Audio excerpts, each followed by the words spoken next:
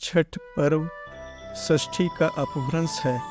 कार्तिक मास की अमावस्या को दिवाली मनाने के 6 दिन बाद कार्तिक शुक्ल को मनाए जाने के कारण इसे छठ कहा जाता है।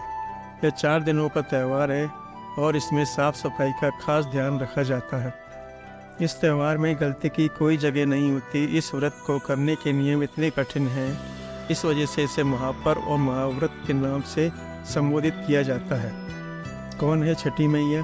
मान्यता है कि छठ देवी सूर्य देव की बहन है और उन्हीं को प्रसन्न करने के लिए जीवन के महत्वपूर्ण अवयवों में सूर्य व जल की महत्ता को मानते हुए इन्हें साक्षी मानकर भगवान सूर्य की आराधना तथा उनका धन्यवाद करते हुए माँ गंगा, यमुना या किसी भी पवित्र नदी या पोखर, तालाब के किनारे यह पूजा की जाती है।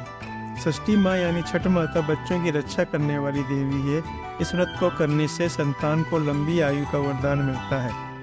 मार्कंडेय पुराण में इस बात का उल्लेख मिलता है कि सृष्टि की अधिष्ठात्री प्रकृति देवी ने अपने आप को 6 भागों में विभाजित किया है। इनके छठे अंश को सर्वश्रेष्ठ माता देवी के रूप में माना जाता है, जो ब्रह्मा की मानस पुत्री हैं, जो बच्चों की रक्षा करने वाली देवी है। कार्तिक मास के शुक्ल पक्ष की षष्ठी को इन्हीं देवी की पूजा की जाती है।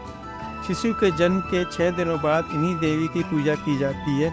उनकी प्रार्थना से बच्चों को स्वास्थ्य, सफलता और दीर्घायु होने का आशीर्वाद मिलता है।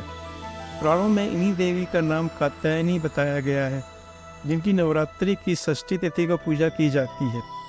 अस्तांचल सूर्य से आशीष लेने का पर्व। कथा के अनुसार प्रियव्रत नाम के एक राजा थे। उनकी पत्नी का नाम मालिनी था। दोनों को कोई संतान नहीं थी।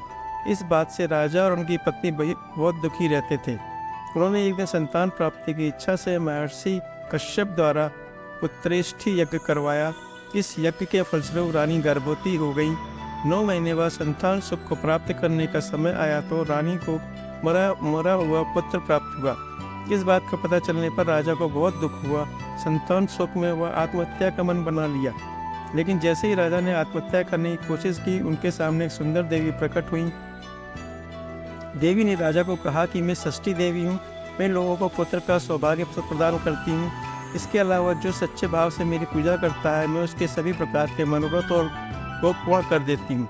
यदि तुम मेरी पूजा करोगे तो मैं तुम्हें पुत्र रत्न प्रदान करूँगी। देवी की बातों से प्रभावित होकर राजा ने उनकी आज्ञा का पालन किया। राजा और उनकी पत्नी ने कार्तिक शुक्ल की षष्ठी तिथि के दिन देवी षष्ठी की पूरे विधि विधान से पूजा की।